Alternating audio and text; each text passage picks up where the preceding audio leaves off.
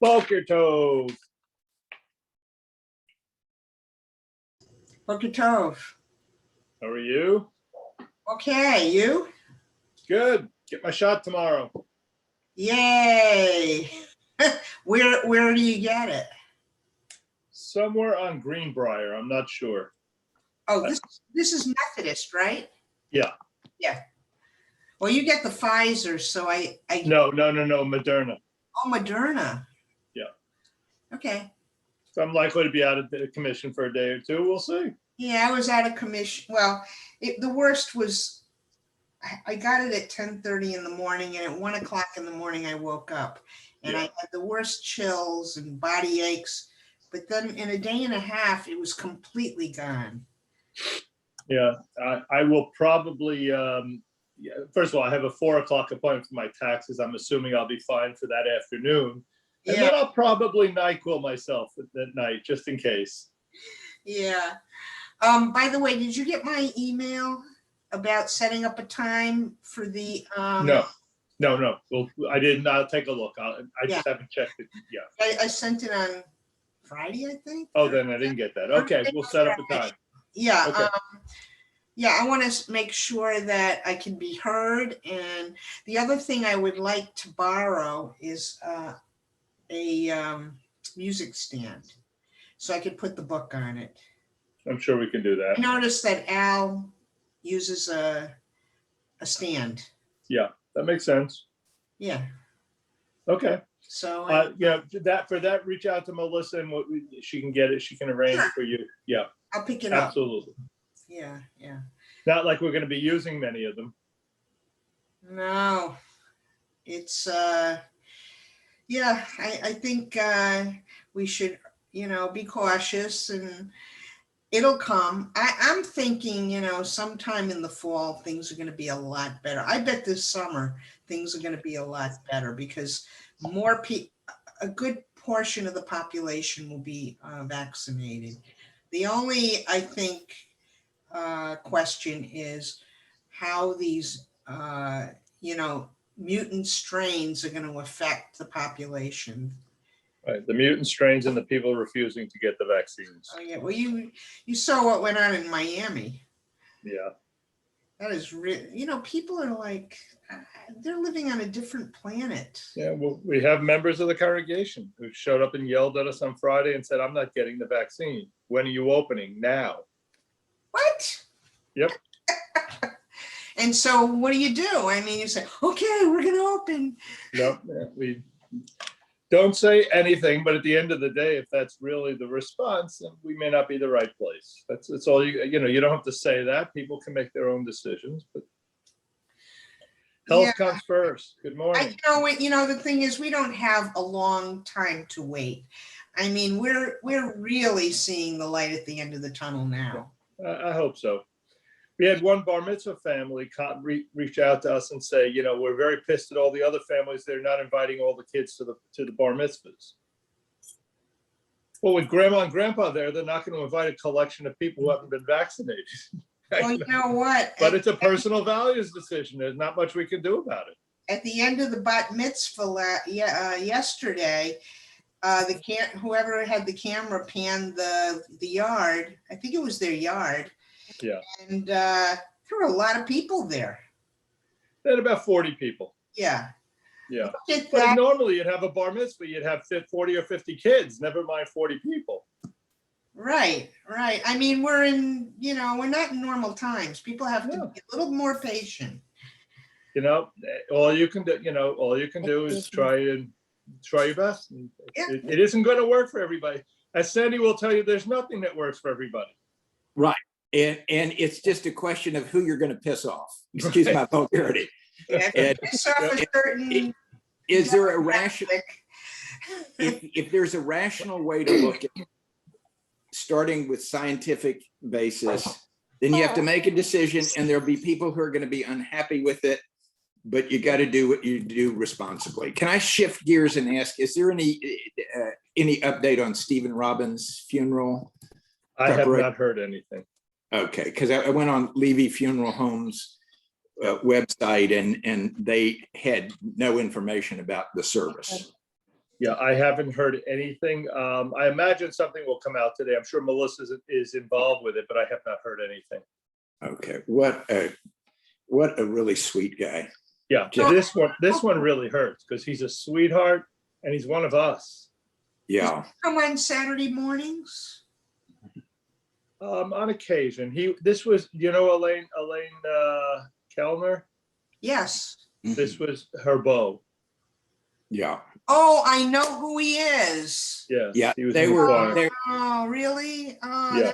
I feel terrible. they were really soulmates. Yeah, because he would be with her, take her to services. All the time. Yeah, I know who he is. Yeah. I didn't recognize And, the name.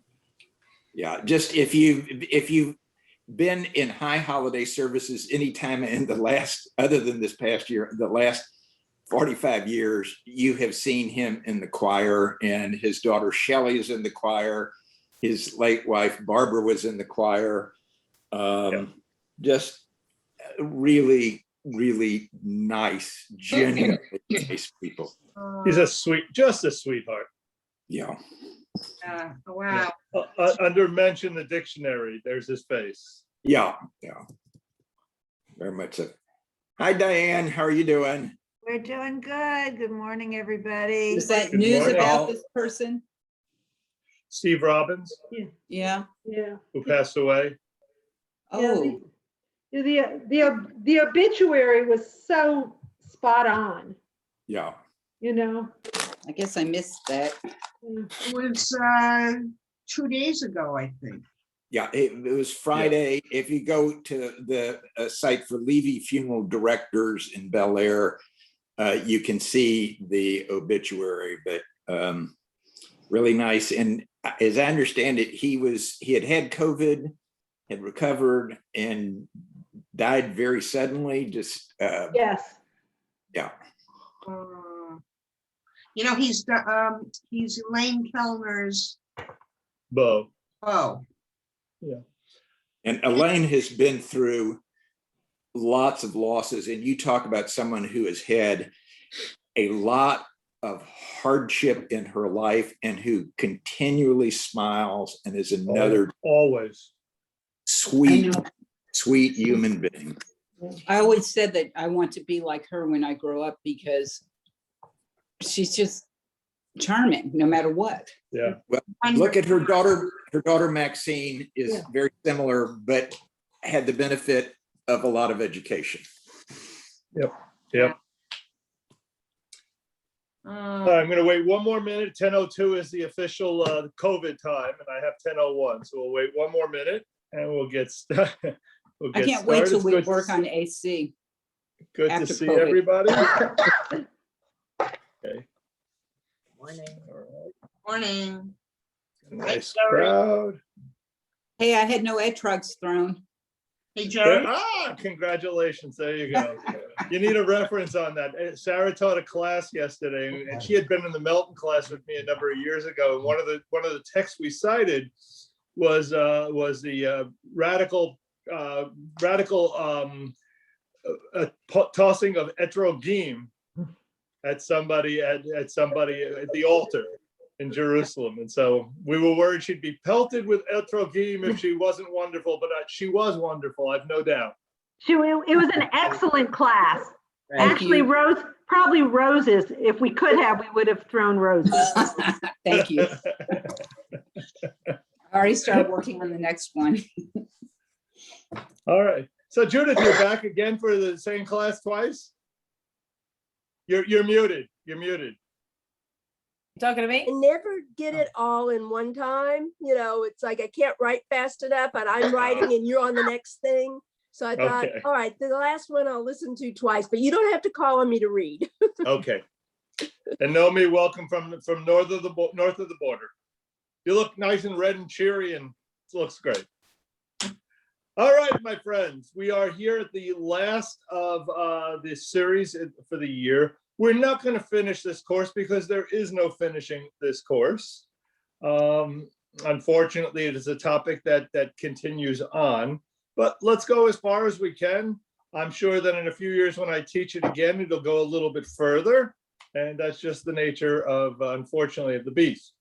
So we are in, we're going to look at beginning with the Cold War, a 46-year standoff between two superpowers, the United States and Russia and Soviet Union, begins at the end of World War II and continues until 1991, the year that the Soviet Union's communist government collapsed. It was a time of heightened nationalism. In the 1950s and the 1960s, the great empires that had been built by the European nations in the earlier centuries were crumbling. And each of these two superpowers tried to bring those nations into its sphere of influence. That competition turned the Middle East into a major battlefield, and anti-Semitism was increasingly used as a weapon within that war. Before World War II, Europe was the home to most of the world's Jews. By 1950, just 5 years after the war, after the Holocaust ended, the United States now had the world's largest Jewish population, between 4 and 4.5 million Jews. The Soviet Union ranked second, despite the fact that approximately half of the 3 million Jews who had lived there in 1939 had been killed. American Jews, who had been safe from the genocide of the war, nonetheless, as we talked about last week, many did not feel safe. And by the 1950s, despite that, by the 1950s, that attitude in America had begun to shift. More Americans now view Jews in a positive way, and as a result, anti-Semitic violence dropped sharply. And historians have attributed much of that shift to a growing prosperity in the United States in the post-war years. Many Americans were confident about the future and therefore less fearful of minorities, including Jews. Some historians have also credited the fact that there were thousands of GIs who had experienced discrimination in the American armed forces during the war and returned home far less tolerant of the kind of ethnic snobbery and dehumanizing that they had experienced in pre-war years. So that was the American experience in the early 50s. Shifting over to Russia, we're going to do a lot of traveling today. The anti-Semitism had also increased during the war, but it did not decline following the war. When Soviet Jews turned to the government for protection following the war, officials refused to help. Instead, as a matter of fact, they accused the victims of unleashing Jewish nationalism. Many Soviet Jews are shocked. They were shocked by this charge because during the war, they had shown great loyalty. 500,000 Jews, Soviet Jews, had served in the Soviet army. 200,000 of them died in battle. 170,000 of them were awarded medals for their service. Nonetheless, once Joseph Stalin questioned the loyalty of Jews, government workers were free to treat them as unwanted outsiders. In such a brutal kind of dictatorship, attacks on a group are allowed only if they have the support of the nation's leader. And Stalin considered what he called Jewish nationalism a crime. Stalin, it's interesting because Stalin had supported initially a Jewish state, but that didn't mean that he had changed his mind about Zionism or Zionists. His treatment of Soviet Jews strongly suggests that he simply saw an opportunity in the Middle East to undermine British and American influence. That was really his goal. It had nothing to do with Jews. And Stalin instead was on the hunt for so-called Zionist traitors at home.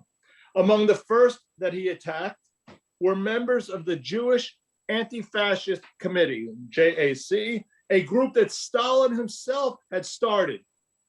He created this group during the war to improve the image of the Soviet Union and to raise money abroad for the war effort. So he creates this group in an attempt to improve the appearance of Soviet support. and they were a success. But as its members quickly learned, the more successful they were, the more Stalin doubted their loyalty. The fact that they were all devoted communists made no difference. They had virtually no ties to Judaism, but nonetheless, many of them were still deeply affected by the mass murder of Jews at places like Babi Yar. 100,000 Jews killed in that one battle. The group documented these murders by interviewing witnesses and gathering their accounts in hope of bringing those responsible to justice following the war. And they collected those stories and those reports in a volume known as the Black Book. So that was one reason Stalin was angry. The second was that some of its members wanted to turn Crimea into a part of the Ukraine into a Jewish autonomous republic, a place where they could live without fear of anti-Semitism.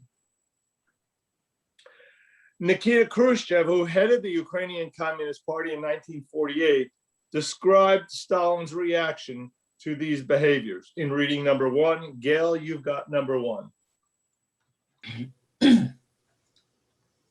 He had committee members arrested arbitrarily and without any regard for legal norms, regardless of the important positive role which the accused had played during the war in helping to bring to light the atrocities committed by the Germans.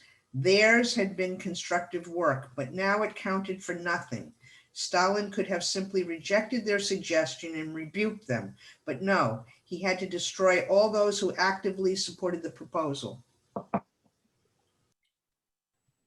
Excuse me, sorry.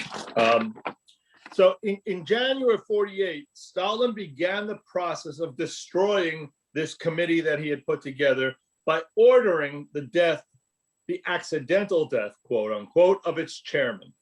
Then one by one, other members were executed or shipped to forced labor camps in Siberia on Stalin's orders. In 1955, 2 years after Stalin's death, the Supreme Court of the USSR concluded that the case against the committee members was falsified and repealed their sentences posthumously because there was no substance to the charges against them. Stalin's campaign against the Jews focused on Jews who expressed themselves in Yiddish, the great majority of them, or used Jewish themes in their work. They were accused of being rootless cosmopolitans, unpatriotic people with no attachment to their homeland. Many lost their jobs, many were expelled from the Communist Party, and others imprisoned. And at the same time, a number of even more unlikely Zionist traitors were put on trial. Government officials of Jewish descent. So if you were a Jew who had worked in the government of the Soviet Union, they put you on trial. Hundreds were demoted or fired. Others tried for treason. Among the accused was Rudolf Slansky, the former Secretary General of Czechoslovakia's Communist Party. Throughout the trial, prosecutors referred to Slansky and 10 other Jewish defendants as swine. You hear the language of the Nazis coming up here. As proof in the trial of their treachery, prosecutors revealed that the accused had sold arms to Israel in 1948. And indeed, they had provided weapons to Israel. But what the government failed to acknowledge was that Stalin had approved that sale. All were found guilty and sentenced to death. According to the New York Times, the proceedings were a show trial, a trial whose outcome was determined in advance. Many in the Soviet Union believed that following that trial, all Jews were going to be shipped to Siberia for security reasons. But before that could happen, thank God, Stalin fortunately died. In 1956, Khrushchev, who had become the leader of the Soviet Union, denounced Stalin at a party meeting. But of the list of crimes that he put out there, anti-Semitism could not be found. Khrushchev and his successors were not as hostile to Jews as Stalin was, but they were just as willing to use Jews as scapegoats. All right, walking shoes. Poland. The export of Soviet anti-Semitism to Poland and other satellite countries was not a difficult task, because it was an easy matter given the endemic Judeophobia within Poland. The Polish Jewish population of the 1930s had been 3.5 million Jews. And by the end of the war, there were 150,000 Jews remaining. The decline, however, did not terminate anti-Semitism. Even after the war ended, Polish pogroms took place in Kielce and Krakow. By 1969, an anti-Zionist campaign effected a purge of many Jews from the universities and from the economic and political life in Poland. The campaign of that year was blamed on a student strike of the year before, supposedly staged by Zionists. And I need to know that by this point, there were no more than 25,000 Jews in the country at the beginning of the year, 15,000 of whom had left by the end of the year. But that's not the end of the anti-Semitism. By 1981, there's only 5,000 Jews left in Poland by 1981. All right. Nonetheless, there was a public demonstration, apparently officially coordinated, staged against the Zionist clique that supposedly was directing solidarity and influencing the government. Yet another case of anti-Semitism in the absence of Jews. Czechoslovakia, a long heir to a moderate tradition, and after a serious, they simply didn't have a great deal of anti-Semitism over the years, but after a serious but fatal flirtation with liberalism, they were unable to resist Soviet anti-Zionist importation. In the wake of the Six-Day War, an anti-Semitic wave rolled across the country that has been described as a national plague. Many leading Jews had to leave the country, and with only a handful of Jews still in the country, there's a strong, vocal anti-Semitism. No Jews, anti-Semitism persists.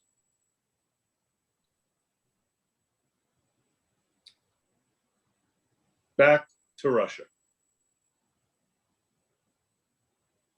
Following the Six-Day War victory in 1967, Soviet anti-Semitic propaganda using Nazi-like language and caricatures increasingly demonized the Jewish people, condemning Zionism as fascist and racist. Judaism was described as a wicked religion, Jews as criminal and conspiratorial people. Equating Jews with Nazism became a common theme in Soviet propaganda, with quotes like, "The Zionists were the ones who taught Hitler cruelty."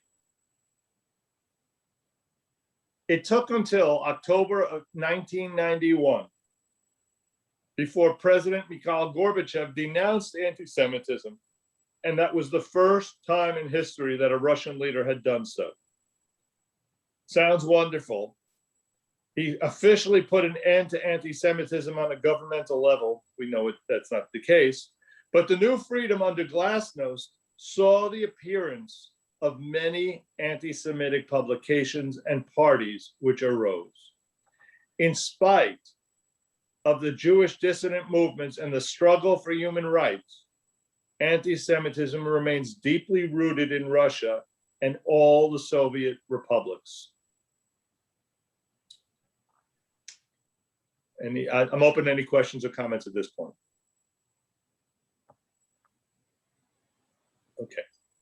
Late 1950s, early 1960s, a movement arose among the Soviet Jews to reclaim their Jewish identity. In many places, that movement was inspired by the need to remember loved ones who they had lost, who had been murdered during the Holocaust. Some Jews would put up small memorials at the places where relatives had been murdered. Each year, people would gather and mourn and remember. From the start of that process, hold on one second.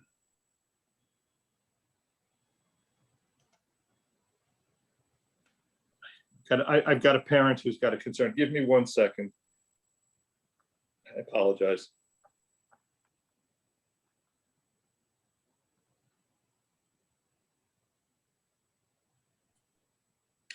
Sometimes there's an issue in religious school in the middle of everything. Please reach out to.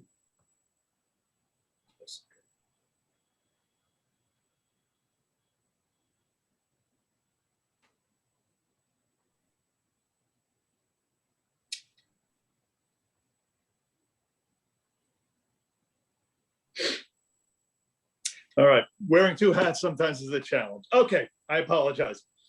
So from the beginning, the Soviet Union viewed these gatherings, these memorial gatherings for loved ones, as disloyal and insisted that Jews put their past behind them. Putting one's parents behind oneself is rather quite a challenge. Holocaust survivors in other nations had similar experiences. However, a growing number of survivors were obviously finding this very difficult to do, to live their lives without confronting the past. Here in America, and I'm sure many of us can, in some way, can relate, most young American Jews in the 1960s knew very little about the Holocaust. Brooks Sussman, who would later become a rabbi, told an interviewer, Diane, you said you have the text? Today you're on. Okay. Reading number 2. My parents hid it from us. They didn't want us to be injured or brutalized by it. We went to war. We beat Hitler. We can never happen again. You don't need to know about it. His parents weren't alone in this process. Many Jews after the Holocaust were reluctant to discuss this with their children. I can tell you in my own home, I knew that we had lost family members in a war. I never heard anything about this. Imagine my surprise sitting in a high school class with my rabbi when he brings up the Holocaust and starts telling us about this. And I'm sitting there saying, what? I know I wasn't alone. There was a sense of trying to protect children. And the result is we were surprised by these events, but these clues were everywhere. Clues were everywhere. And as these young Jews became more aware of the Holocaust, some formed study groups, as we did at our synagogues and community centers, to deepen their knowledge. Louis Rosenblum, a NASA scientist in Cleveland, attended one of those groups. And by the time the course ended, he and his classmates were convinced that their parents' generation had not done enough to save European Jewry. And they were determined not to make the same mistake and decided to find out where Jews were still at risk. And they quickly focused on the plight of Jews in the Soviet Union.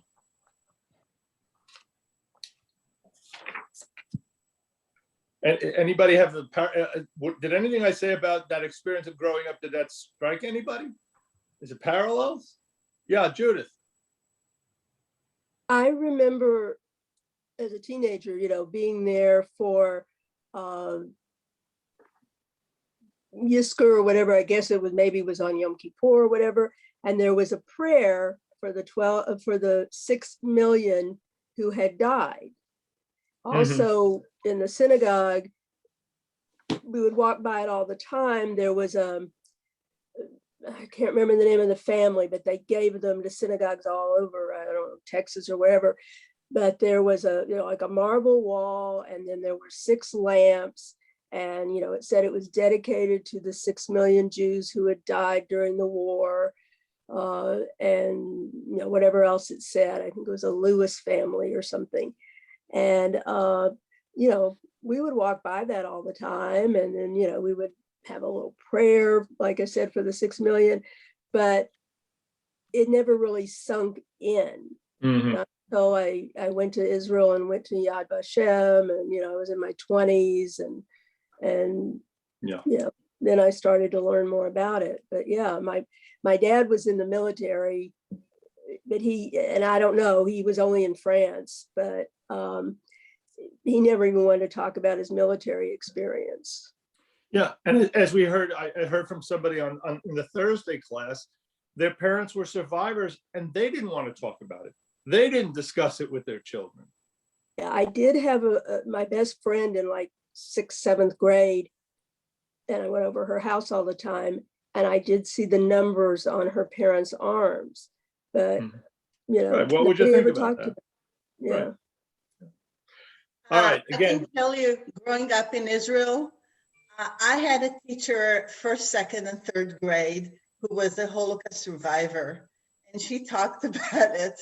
And then she wrote a book for kids, and she made sure, as 1st, 2nd, 3rd graders, we all know about the Holocaust. yeah. I remember being my teacher in Kita Bet, and which was what, 4th grade maybe, telling us about the Holocaust. Really? Yeah, I remember, because I remember, it was like this. Going home and asking my parents more about it. Well, within the religious school, we address it at 4th and 5th grade, but basically how we deal with it is to deal with the destruction of property. Oh. It's an awareness of it. And I do remember having sat with a number of psychologists at the Washington Museum when we met with them as a group of principals, who their basic concept is about 5th or 6th grade is where to start, is where a child is ready to begin the process, again, without all the gruesome details. But that's where they're ready. And a lot of the museum is off limits to those kids under that age as well. All right, let's go on to let's go into the Arab world. Jews in Arab countries, surprise, were also seen as potential traitors. In the Arab nations, many people opposed Zionism because they believed that the UN had no right to establish a Jewish state on what they considered to be Arab land. They also saw the Zionist claim to Israel as a continuation of Western dominance. For some, Zionism was deeply rooted in the belief that God had given Muslims ownership and responsibility for all of the Middle East. It's parallel to our belief in the land being given to us as well. The fact that there may have been reasons for opposing Zionism does not mean that their opposition was free of anti-Semitism, because it wasn't. November 2nd, 1945, the anniversary of the Balfour Declaration, Hassan al-Banna, the leader of the Muslim Brotherhood, gave a fiery speech in Cairo, and soon after, violence broke out as angry protesters went on a rampage of the city's Jewish neighborhoods.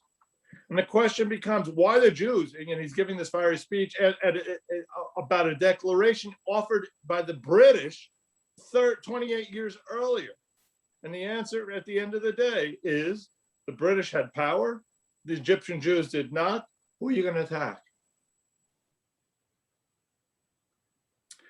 The Brotherhood also believed that the European ways had corrupted Egyptians and degraded Egyptian society. And so its members called for a jihad to restore Egypt to God's rule.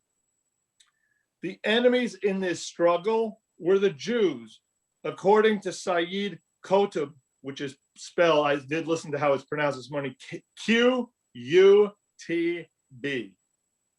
One of the Brotherhood's leading ideological thinkers.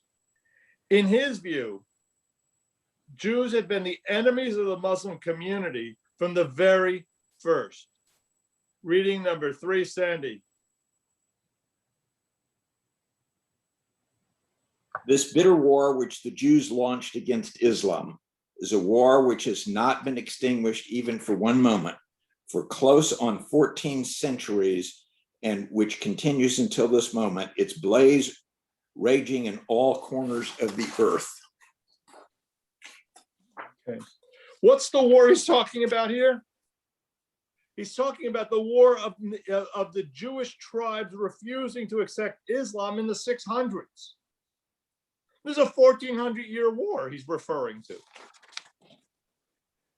Despite that ideological approach, in 1945, few Egyptians supported these ideas. Indeed, many of the Egyptians actually tried to protect the Jews from the rioters.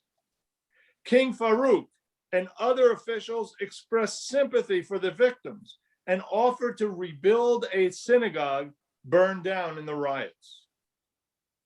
But his prime minister, Mahmoud Fahmy al-Nugrashi, claimed that the Jews were all potential Zionists and all potential traitors. And he ordered that every Jewish organization provide the names and addresses of its members.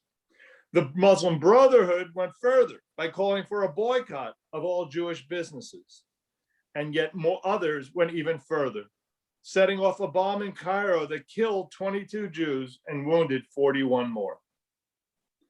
These bombings increased. They took place over the next few months, and the prime minister confronted the Muslim Brotherhood. He banned the group, and the result, they assassinated him. When was this? This was in the mid-1940s, from somewhere in the 46, 47 time. So when did the Muslim Brotherhood really begin? In the 40s. Yeah.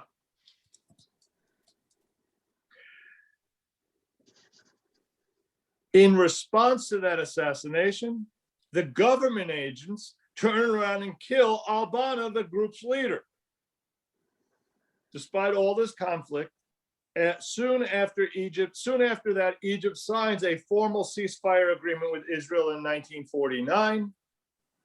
But despite that, about 20,000 Jews, 25% of the Egyptian population, emigrates. Things have gotten bad. Among them were a few Zionists, clearly, but most came from families who had lived in Egypt for generations, if not thousands of years, and regarded Egypt as home and left only because they could no longer earn a living. By July of 1952, the revolution that King Farouk and his supporters had long feared finally came. It was led by a group known as the Free Officers, nearly all of whose members had fought in 1948 in the war against Israel. They blamed the king and his advisors for those losses. Now the Free Officers declared Egypt a republic, with Mohammed Naguib as its first president. And in 1954, 2 years later, he was ousted by the second president, Nasser. Nasser also wanted Egypt to become a socialist state, much in the form of the Soviet Union. Why? Because he nationalized hundreds of foreign-owned businesses. In 56, he nationalized the Suez Canal Company, whose stockholders were British and French. And almost immediately, he closed the canal to ships going to and from Israel. And Israel saw this as an act of war. October 29, 1956, Israel invades Egypt's Sinai Peninsula and pushes towards the Suez Canal. 2 days later, Britain and France, again, their stockholders owned this company, joined the invasion. Within days, the fighting ended.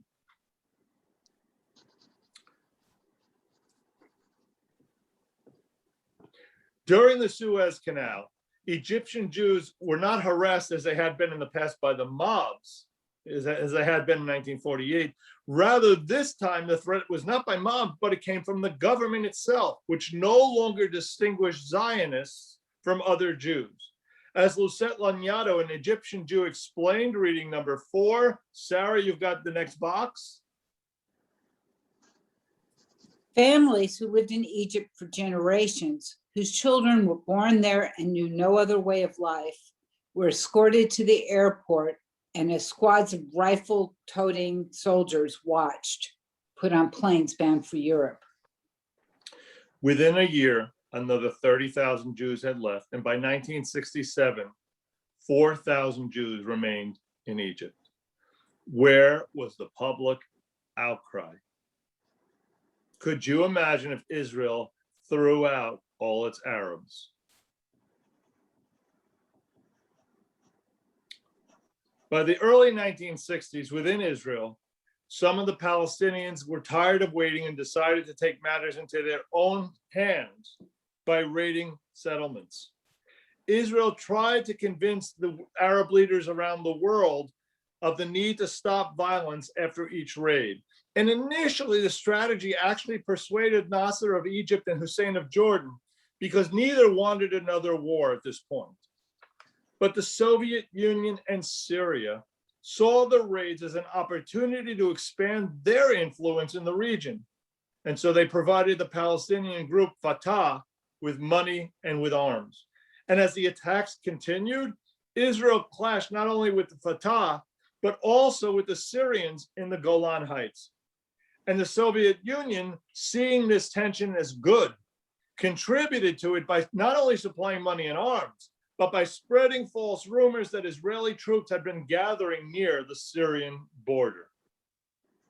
Hearing all this, in mid-May of 1967, Nasser was convinced that war was inevitable, and Egypt began making plans for this conflict. He closes the Straits of Tiran to ships going to and from Israel, demanded the UN troops leave the Sinai Peninsula, and stations troops along Egypt's border with Israel. Those acts convinced Israel that war was inevitable. You can see how just one behavior after another. On June 5th, 67, the war, which became known as the Six-Day War, began. And by the time the UN arranged a ceasefire on June 11th, Israel was in control of Egypt's Sinai Peninsula, Jordan's West Bank, East Jerusalem, and Syria's Golan Heights. The leaders in Egypt, Syria, and Iraq respond by expelling nearly every Jew within their borders. Had we done the same thing, I don't know that we wouldn't have been better off in the long term. Not long after the war ended, a number of Arab leaders made plans for yet another war, as you know, the Yom Kippur War. I remember being in shul when the rabbi stood in tears and announced what was going on. October 6, 1973, Egypt led a surprise attack against Israel. And although Israel had been caught unprepared and initially really found itself in dire straits, in less than 3 weeks, its army had gained the initiative. And on October 26th, the UN imposed a ceasefire to prevent what was a regional war from escalating into yet another world war. On this, following the war, the Arabs took out a page of Jewish theology. The Muslim Brotherhood saw the Arabs' defeat in the two wars as evidence that Arabs had strayed from the pure teachings of Islam. That's what Jews have done. When the temple was destroyed, we were not committed. We didn't perform its vote. We had turned astray. The Arabs borrowed from us that theology. Some leaders, including Nasser, agreed with it. And once again, he aligned himself with the Muslim Brotherhood, telling his followers that Almighty God wanted to give us a lesson. After Nasser's death in 1970, Sadat continued to support the radically conservative Islamic ideology that had marked Nasser's final years. The impact of those wars was felt not only in the Arab world, but elsewhere as well. Israel's victories shattered old stereotypes about the cowardliness of the Jews. A fickle reversal of perspective turned Israel into the Goliath in a confrontation with the Pan-Amic world cast in the role of David. According to one observer, anti-Zionism had become the third wave of anti-Semitism in the century, the first being Russian pogroms, the second being the Holocaust, and the third, this anti-Zionistic world. Reading number 5, Elise, you've got the next box. You don't have the box. Rhoda, you have the box.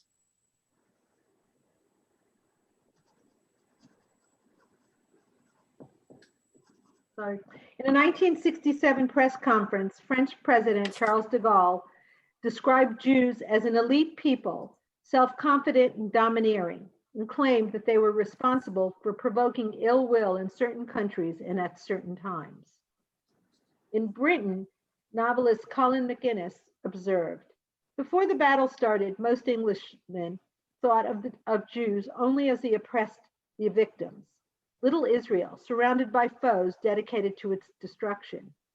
After their swift victory, the Jews seemed transformed into the conquerors, even oppressors, and Arabs, who were thought of as arrogant attackers, seemed to have become overnight the victims, the wronged, the weak. Hard to believe. Hard to believe.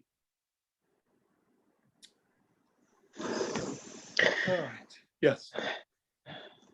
Someone unmuted. I'm guessing someone wants to say something? Okay. United Nations. Throughout the 1970s, Soviet and Arab leaders falsely linked Zionism to racism and imperialism by arguing that Zionism was an imperialist militant ideology of racial hatred, which should be universally condemned. That language had a powerful impact on nations that had only recently been under colonial rule. They were still struggling with the consequences of racism and imperialism themselves. And so Zionism was increasingly viewed, because of the language, as a huge invisible power linked to American imperialism. And as a result, many of these new nations supported the 75 UN resolution backed by the Soviet Union and Arab nations that defined Zionism as a form of racism. Israeli Ambassador Chaim Herzog began his speech at the UN with reading number 6. And Laurie, you've got that. Laurie Acton. Zionism is to the Jewish people what the liberation movements of Africa and Asia have been to their own people. Historically, it is based on a unique and unbroken connection extending some 4,000 years between the people of the book and the land of the Bible. In modern times, in the late 19th century, spurred by the twin forces of anti-Semitic persecution and of nationalism, the Jewish people organized the Zionist movement in order to transform their dream into a reality. Zionism is our attempt to build a society, imperfect though it may be, in which the visions of the prophets of Israel will be realized. I know that we have problems.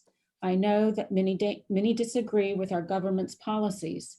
Many in Israel too disagree from time to time with the government's policies, and are free to do so because Zionism has created the first and only real democratic state in a part of the world that never really knew democracy and freedom of speech. In the end, the resolution passed. 72 votes in favor, 35 against, with 32 abstentions. Jews in many places around the world were immediately branded as racist worse than the Nazis. This resolution found its way into the UN documents, and it took Israel and its allies, including the US, 16 years to overturn that resolution. And they succeeded only because of the collapse of the Soviet Union government in 1991. Of the UN, following that 79 resolution, Alan Dershowitz wrote, reading number 7. Jeff Meyer, do you have the text? You're up. The UN General Assembly even went so far as to encourage Palestinian terrorism against Israeli and Jewish civilians. In 1979, it approved an exception to the International Convention against the taking of hostages. The amendment, which expressly intended to permit hostage taking by Palestinians, went as follows. The present convention shall not apply to an act of hostage taking committed in the course of armed conflict, in which people are fighting against colonial occupation and alien occupation and against racist regimes in the exercise of their right of self-determination. All right. Some will say that it's inappropriate to speak of anti-Zionism and anti-Semitism in the same breath. After all, one should be able to be critical of an Israeli policy without running the risk of being labeled anti-Semitic. And in some cases, they're right, but not in the great majority of cases. When approached by a student who attacked Zionism, Martin Luther King Jr. responded, when people criticize Zionists, they mean Jews. You're talking anti-Semitism. In 2009, a columnist in a Kuwaiti daily newspaper stated, reading number 8. Phyllis, you've got that. The conduct of the Israeli armed forces reflected an ancient ideology that is part of Jewish history and comes from the book they call the Talmud. One of the Psalms in the Talmud says, as for their children, one must focus on killing them and on dashing them against the walls, pulverize their skulls until no trace is left of them. All right, so let me just suggest to you that Martin Kagan reminded me that in Psalm 130, I think it's 137, there actually is a text in which it suggests this. Who is speaking these words? The people who are speaking these words are the few that are left following the murder of 1 million people in the war against Rome. It is after the destruction of the Second Temple. You've got people using words in response to slaughters. And that does not become Jewish policy. It becomes the pain felt by parents and by family members. It does not reflect in any way, it's taken out of context, is my point. There were some movements towards progress during this time. Obviously, Sadat and Begin met and they signed a peace treaty in March of 1979. But it arouses fierce opposition, and not only in other Arab nations, but in Egypt itself. And on October 6th of 1981, the Muslim Brotherhood had Sadat assassinated. A quick journey to Latin America. The worst record in Latin America for anti-Semitism during the 50s to 80s was in Argentina, where approximately 40,000 Jews lived. For generations, the Jews there were targeted with harassment and violence. Their synagogues were bombed, their cemeteries desecrated. In a country suffering economically and politically, a scapegoat was needed, and it could only be the Jew to whom the Argentinians turned. Legally, Jews were pegged as a second-class citizen, and though middle class, branded as purveyors of communism. So communism doesn't want us, but we're portrayed as the purveyors of communism. Eva and Juan Perón's Argentina refused to allow Jews to immigrate there during World War II.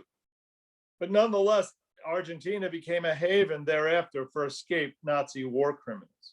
You couldn't expect such a government to be loving of Jews in general. 2009, there was a public outcry concerning a prominent Catholic bishop who made statements denying the Holocaust. The Argentinian government did expel him, but the official reason cited was a visa technicality. Another event, late 2018, right, 2.5 years ago, involved a throng of soccer fans chanting, "Kill Jews to make soap." You hear the Nazi references, all right? The fans go on to damage property, and police are called in to ensure the safety of the players and the other spectators. What was the source of this? A soccer match in which one team had some Jewish roots, had won the match.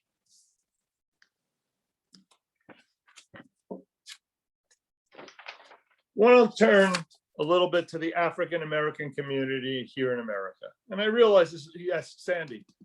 Just a comment about making soap. Several years ago, in connection with Federation, I went to the Temple in the Woodlands, and a program that Federation supports.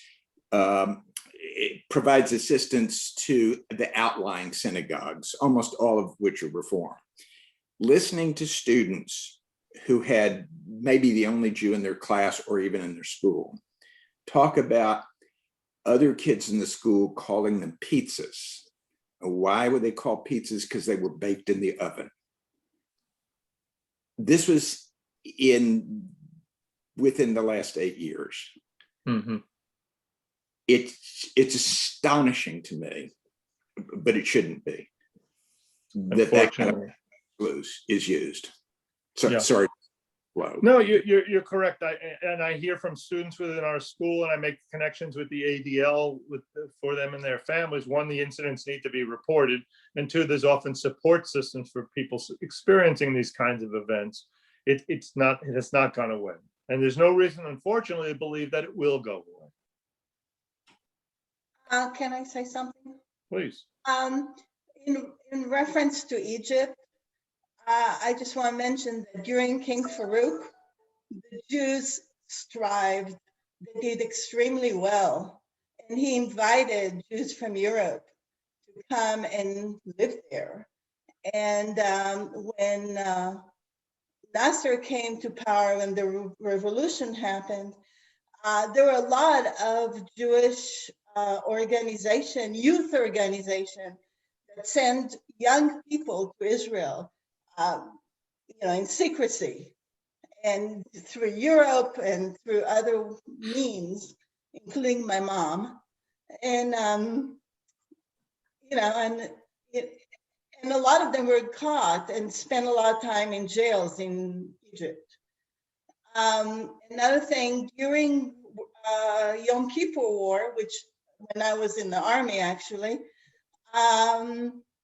thanks to Richard Nixon, Golda Meir was really, Israel was in a terrible shape.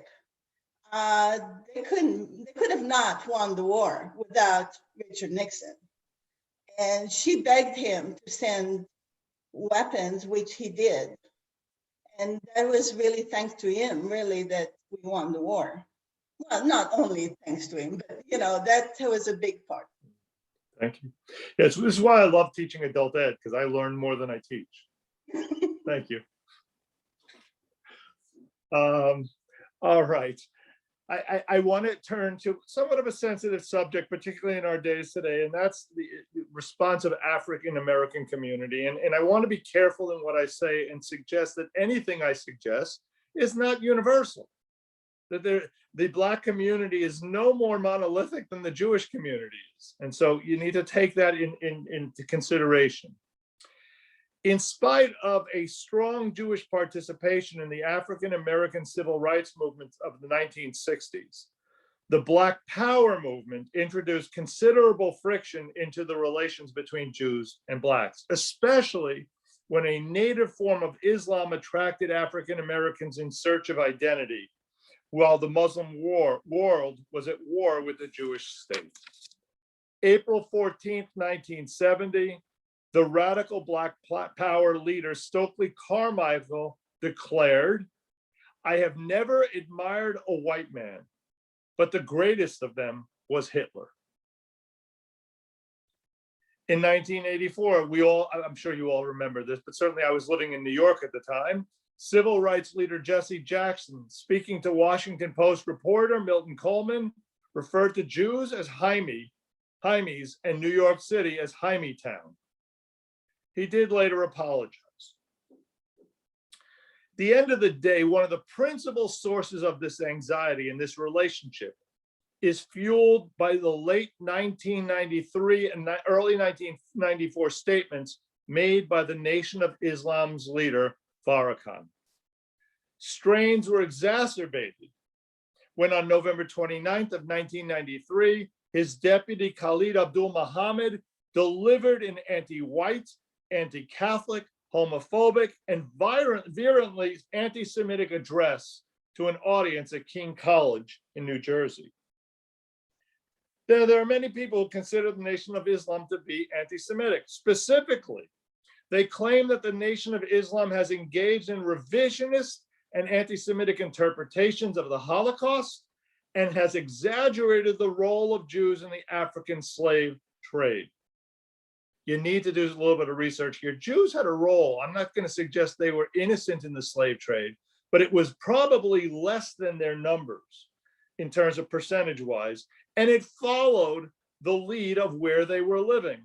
Those in the South, who were small in number and lived in societies where that was the case, supported. Those in the North, where that wasn't the case, supported the Northern causes. They tended to be part of the communities in which they lived. Health Minister Abdul Ali Mohammed has allegedly accused Jewish doctors of injecting blacks with AIDS virus. The Nation of Islam has claimed that Jews were responsible for slavery.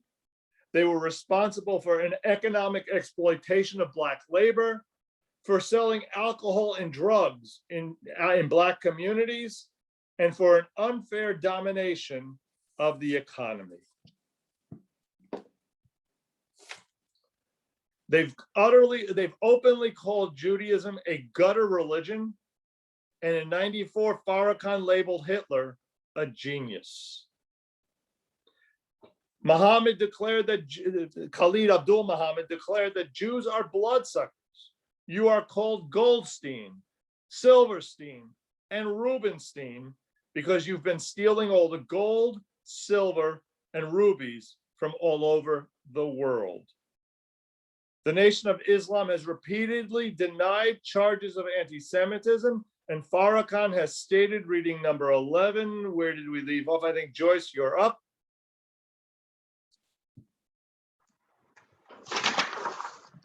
The ADL uses the term anti-Semitism to stifle all criticism of Zionism and the Zionist policies of the State of Israel, and also to stifle all legitimate criticism of the errant behavior of some Jewish people toward the non-Jewish population of the earth.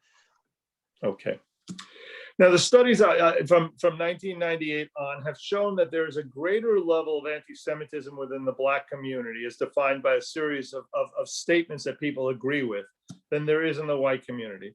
There's a division between those with education and those without education.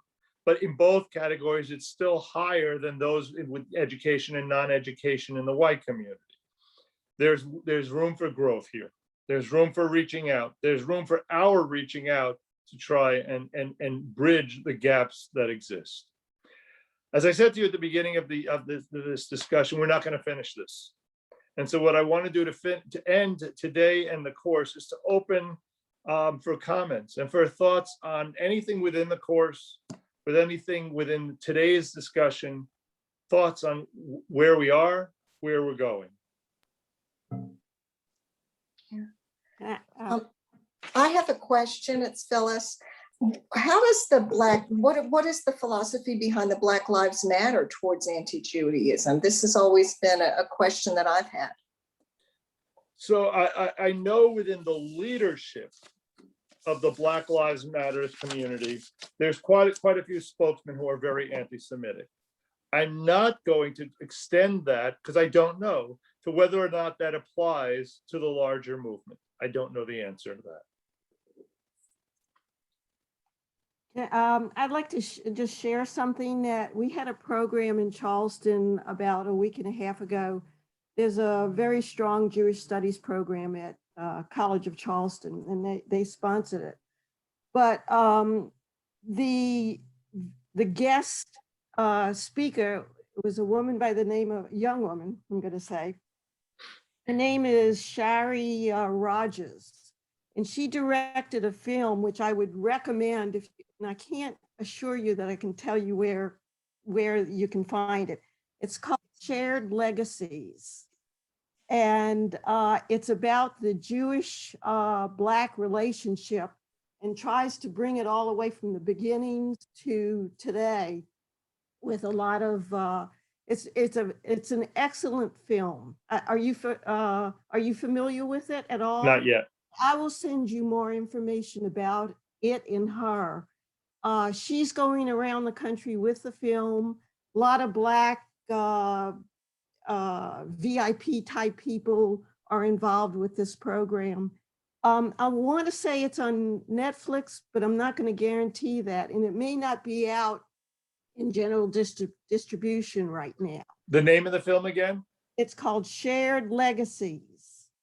Okay. I saw that movie through my synagogue here in Toronto. Okay, yeah. And I felt it was informative, but as it was sort of like the opposite of what Cantor Levine just said. The Black, Yes, it is. Okay. it was like the Black population is not monolithic, and then she focused mostly on where we were together.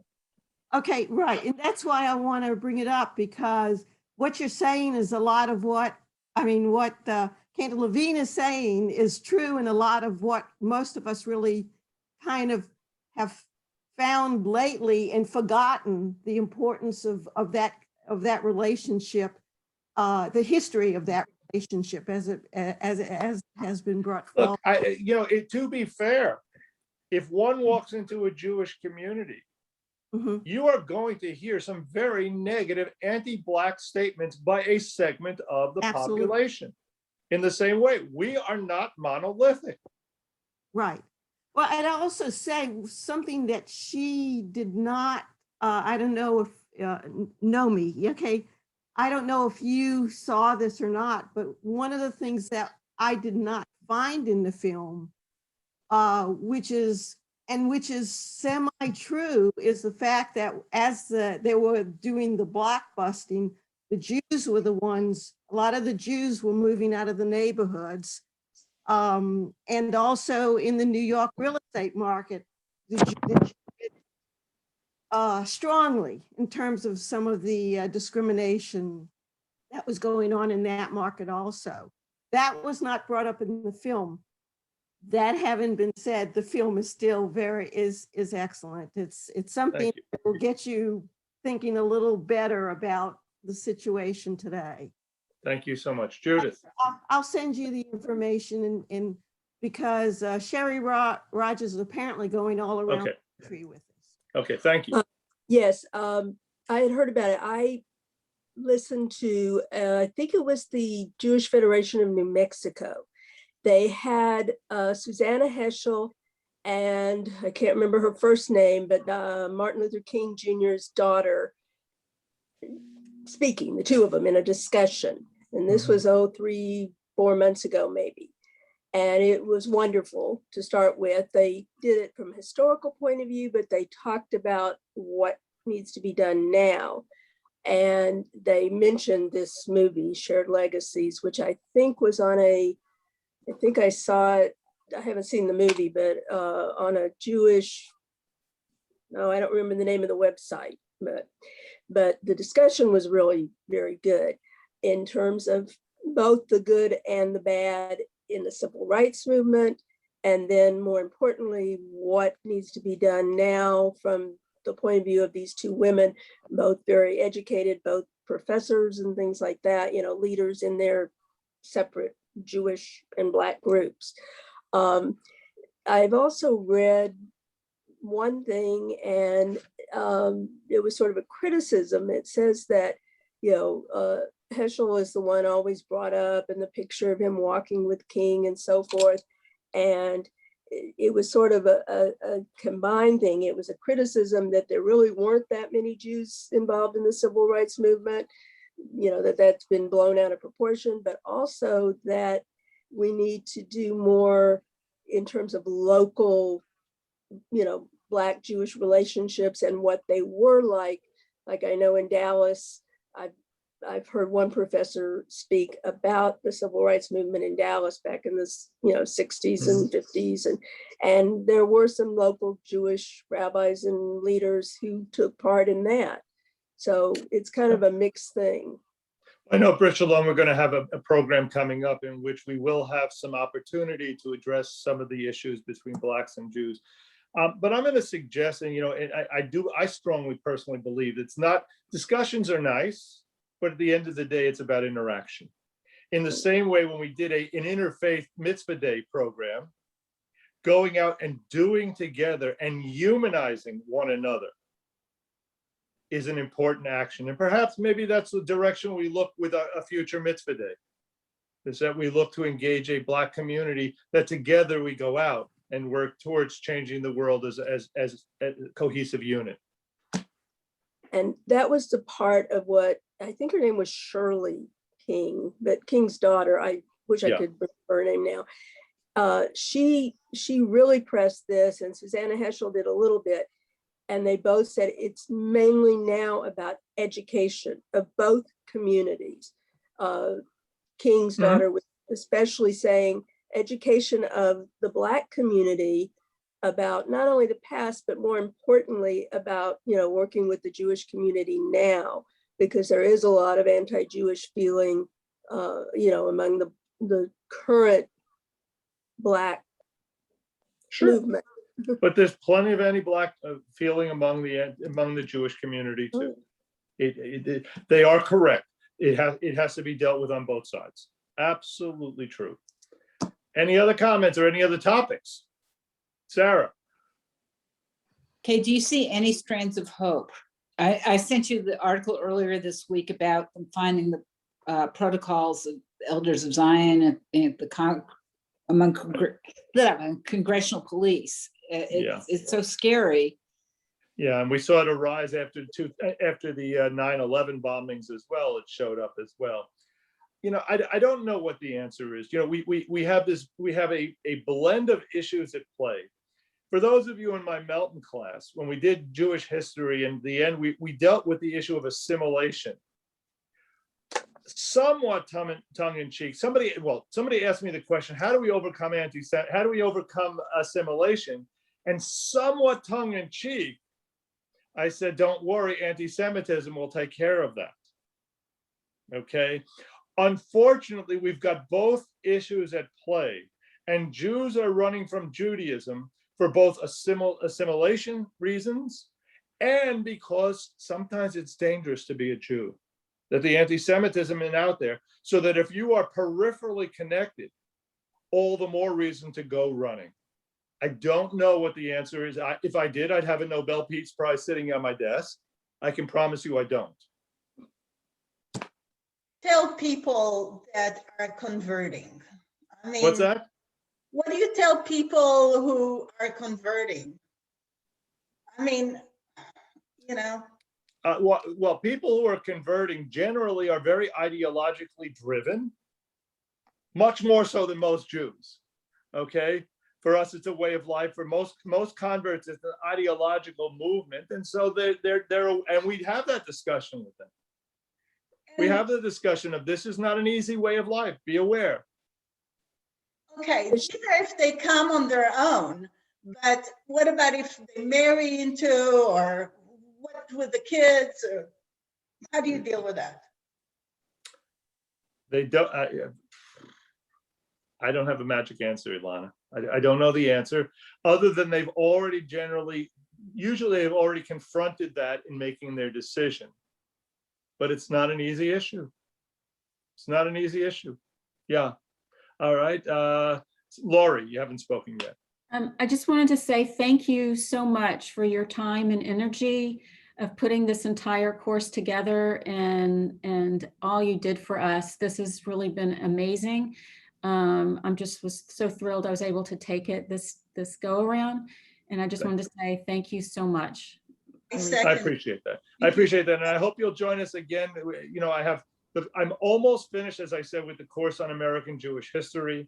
And I'm in process of writing one on rabbinic times as well. So hopefully over the next year to a year and a half, those will be our 2 next journeys. Judith. Look forward to it. Question. Thank you. Question and a comment. First, the comment. When you talk about assimilation, it reminds me of what you had said earlier in the course, that, especially among American Jews, we live in a Christian country, and it just may be easier to be a Christian. And then there's also intermarriage that way, the same way people convert to Judaism when they marry someone Jewish. People convert to Christianity when they, or at least assimilate if they don't do a formal. So you'd be surprised. A recent statistic suggested that the number is 3 to 1 of Jews who convert out to Christians who convert in. We're not aware of them because they're generally people who are not involved in our community. Right.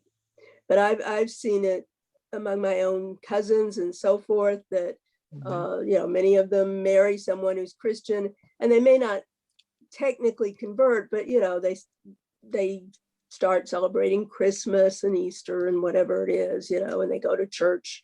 My other question is, could you tell us again who it is to contact at the synagogue to be able to view some of the previous classes? Sherry Ann.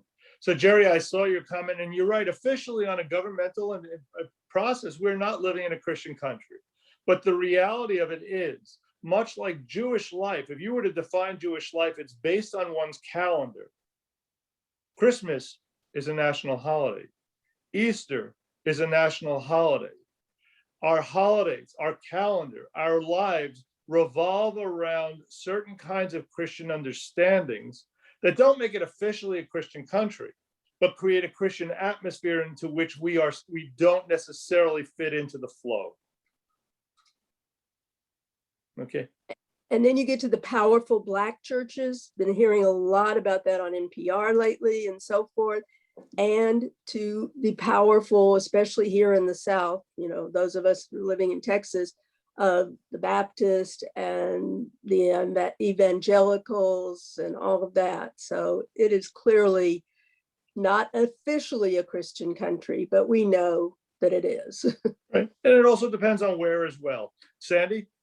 Yeah, a few comments. Number one, with 2,000 plus years of official hatred of Jews, both in the church and otherwise, it's not hard to understand why all of this information, quote, information is out there and easily accessible. And therefore, when people want to do something, they look and they have a lot of literature that supports them. Number two, as the current attacks on Asian Americans illustrate, is when things are bad in any way, there is an immediate search for quick solution scapegoating, and not helped at all by the comments that Trump made about the China flu and the all of those. So it's we're not the only ones. We have suffered it for far longer, but there's always scapegoating. And finally, I think there's a tendency among some people to need to have someone who's beneath them in the pecking order. Mm-hmm. And if they see someone who they look upon as being prosperous, successful, or whatever, they've got to lower them in their esteem system so that they're better than someone. And some of this is human nature. It's horribly sad. We've suffered it longer than anyone else, but there's a lot of human nature in this. Yeah, and it plays out in certain ways. It can play out in innocuous ways because it is a tendency to be a human nature. As I said before, my high school was better than your high school. Mm-hmm. We tease about that. My football team is, we have the Texans. The Texans are the best. And there are people, not right now, but there are people who absolutely will buy into that because for the same reasons. Now here in this situation, it's innocuous. In these other situations, it's not innocuous. And what I can tell you as a Jew is that when others are scapegoated, it's not long until we will be too. And so for us, the goal has to be to fight for rights of all minorities, because it's just inevitable that once that process begins, we too will be attacked. Never mind the fact that it's just the right thing to do. Yeah, Joyce, and we'll take it. And then I'm at that point, anybody who needs to leave, please feel free to do so. Joyce. Well, Lolly Friedman, who's a member of the synagogue, grew up in Birmingham, and when I was teaching her niece and nephew, her dad was in town, and he came and spoke to the kids about how the Jewish community of Birmingham secretly tried to help the Black community organize. They had no clue of how to get people together to fight against the hatred and problems in Birmingham.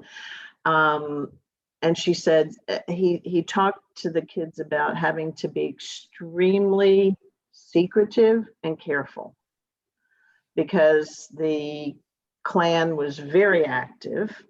Mm-hmm. And their businesses depended on their Christian neighbors.